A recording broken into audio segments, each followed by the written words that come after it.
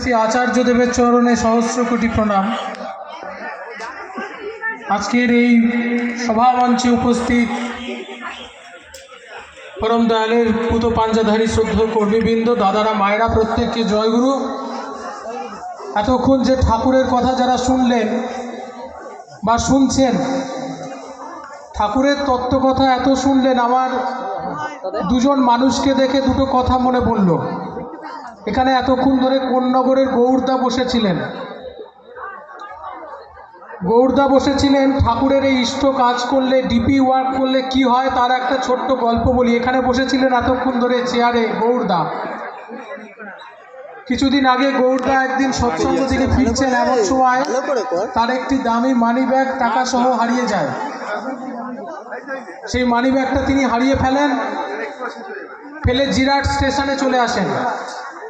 গল্প গুজব করতে করতে ট্রেন আসার কিছুক্ষণ আগে তিনি জানতে পারেন তার পকেটে হাত দিয়ে মানি ব্যাগটা আর নেই। ঠাকুর বলছেন, ইষ্ট কাজে বেরিয়ে কখনো মানুষের অকল্যাণ হয় না, সৎ কর্মীর কখনো অকল্যাণ হয় না। গৌরদা ঠাকুরের উপর অগাধ বিশ্বাস, আর তিনি মনে মনে ভাবছেন, ওই যে গৌরদা দাঁড়িয়ে আছেন এখন আমাদের মাঝখানে, যে ঠাকুরের ইষ্ট কাজে বেরিয়ে কোনোদিন কারো অকল্যাণ হয় না। গৌরদা আবার রিটার্ন গেলেন। প্রায় 2-2.5 কিলোমিটার দূরে গিয়ে দেখছেন একটা জনবহুল রাস্তার মাঝখানে সেই মানিব্যাগটা যেমন পড়েছিল টাকা শুদ্ধ তেমনই পড়ে রয়েছে। কেউ সেই মানিব্যাগটাকে ছোঁয়নি পর্যন্ত। তাহলে বুঝতে পারছেন যে প্রতিটা ইষ্ট কাজে যারা এই ডিপি ওয়ার্ক করবেন, আমাদের জীবনে এইরকম প্রবলেমগুলো হয়, সমস্ত প্রবলেম সলভ হয়ে যেতে পারে। এরকম বিপদ আপদ বেড়াজালগুলো আমাদের জীবনে কেটে যেতে পারে যদি আমরা ডিপি ওয়ার্কটা ঠিক করে করি। ডিপি ওয়ার্ক কি?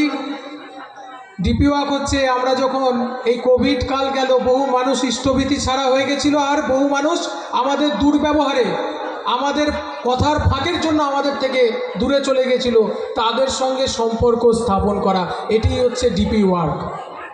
যার কারণে আচার্যদেব বলছেন, উৎসবের সময় মানুষের কাছে গিয়ে শুধু অর্ঘ্য দাও নয়, দীক্ষিত অদীক্ষিত সকলের কাছে যাওয়া, আর সকলে যাতে উৎসবে আসে সেই উৎসবের জন্য নিমন্ত্রণ করা, যাতে সকলের সঙ্গে সকলের আমাদের সম্পর্কগুলো ভালো হয়।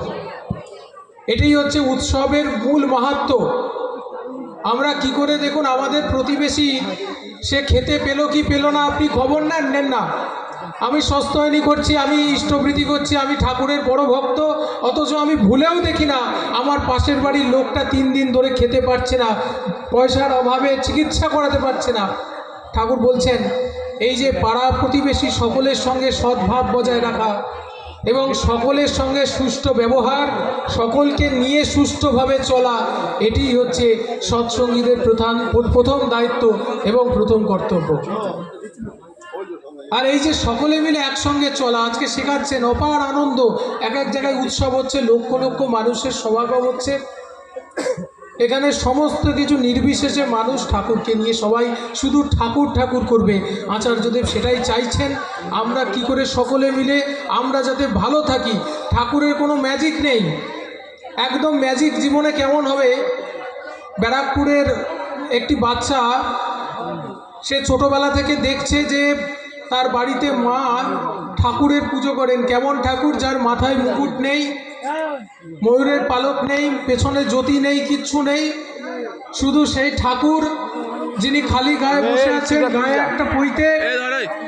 তা মা বলেন, তিনি হচ্ছেন দুনিয়ার সর্বশক্তিমান। এনার ছবি, ঠাকুর হাত জোড় করে বসে আছেন, সেই ছবিটা বাড়িতে দেখছে। আর ওই বাচ্চা মেয়ে রোজ জিজ্ঞাসা করে, মা এটা কার ছবি? মা বলেন, এটা আমাদের বুড়ো ঠাকুর। ছোট বাচ্চার সঙ্গে মজা করে বলেন।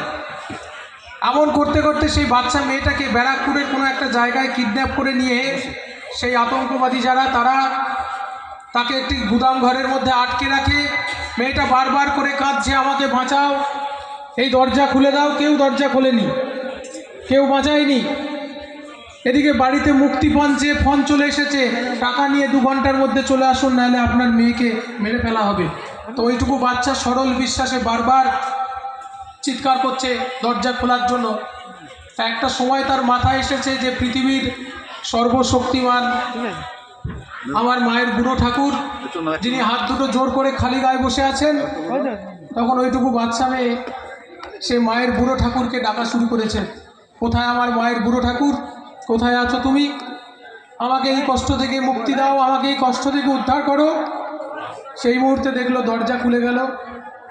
তার বর্ণনা অনুযায়ী একটা উঁচু লম্বা লোক, হাতে তার লাঠি, তাকে সেই ঘর থেকে রেস্কিউ করলো। আর মেয়েটাকে নিয়ে মেয়েটার বাড়ির সামনে যেই পৌঁছলো, মেয়েটার তো আনন্দের অবধি নেই যে বাবা মায়ের কাছে সে ফেরত এসছে। এক ছুটে দোতলায় চলে গেল, আর যেই দোতলায় চলে গেছে বাবা মাও মেয়েকে পেয়ে সঙ্গে সঙ্গে একদম আদরে আহ্লাদে চোখের জল পড়ছে, কিরে তোকে কে পৌঁছে দিয়ে গেল? তখন ওইটুকু বাচ্চা মেয়ে ঠাকুরের ছবির দিকে তাকিয়ে বলছে, ওই দেখো আমার মায়ের বুড়ো ঠাকুর। এ ঘটনা আজও হচ্ছে, কিন্তু ঠাকুর এই ম্যাজিকে বিশ্বাস করতে বারণ করেছেন। ঠাকুর বলছেন এই ভালোবাসার টান, আমরা তাকে যেমন করে ভালোবাসবো সেই ভালোবাসার টানগুলো ম্যাজিক হয়ে, সেই মিরাকেল হয়ে আমাদের জীবনে ফুটে উঠবে। দেখুন, ঠাকুরের কথা বলতে গেলে কেউ শোনে না। শ্রদ্ধেয় দাদা বলছিলেন, কদিন আগে দেওঘরের প্রদীপ ভট্টাচার্য দা এক জায়গায় বলছেন তার বাবা ঠাকুরকে প্রশ্ন করেছিলেন যে ঠাকুরের কথা বলতে গেলে কেউ যদি না শোনে তাহলে কি করব? ঠাকুর উত্তর দিচ্ছেন, দেওয়ালকে বলবি, কারণ দেওয়ালে একটা কথা বললে দেওয়ালে রিপিট হয়ে কথাটা প্রতিধ্বনিত হয়ে আপনার কাছেই ফেরত আসবে। ঠিক তেমন করে কেউ যদি ঠাকুরের কথা শুনতে না চায়, আপনি বাড়ির মধ্যে নিজে নিজে অন্তত মনে মনে ঠাকুরের চিন্তা করুন, ঠাকুরের কথা ভাবুন। আমাদের এই মানসিক পরিশুদ্ধি হয়, এতে মন শুদ্ধ হয়। আমরা বাইরে অনেক সাদা সাজি, সাদা পোশাক পরলে মনটা সাদা হয় না, আর সেটা করার জন্যই ঠিকঠাক নাম ধ্যান করতে হয়, যজন যাজন ইষ্টভৃতি। দেখুন ভালো করে, একটা সহজ সূত্র দীক্ষা নেওয়া। আমার দীক্ষাদাতা শ্রদ্ধেয় ঋত্বিক দাদা আমার সামনেই রয়েছেন, আমাকে দীক্ষা দেওয়ার সময় একটা কথা শিখিয়েছিলেন, ঠাকুরের নাম করা।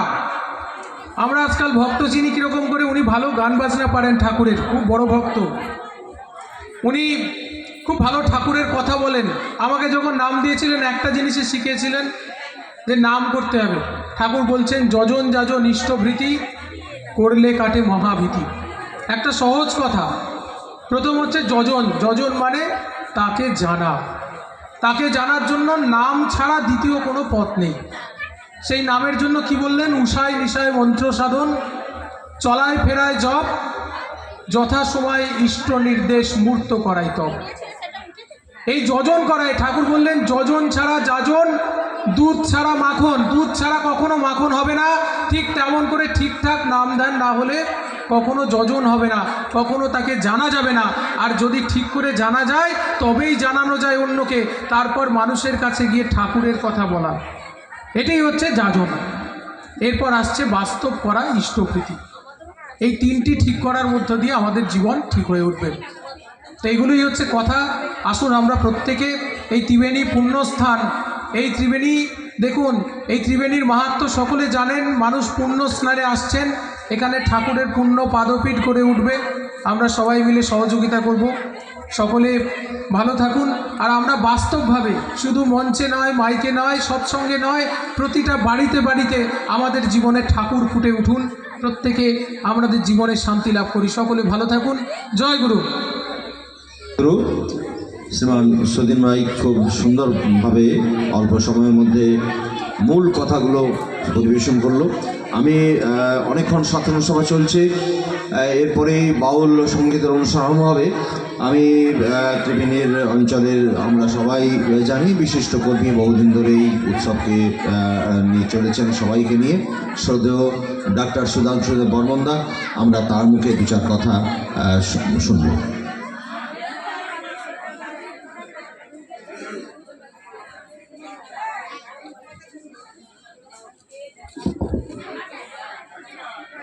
জয় গুরু।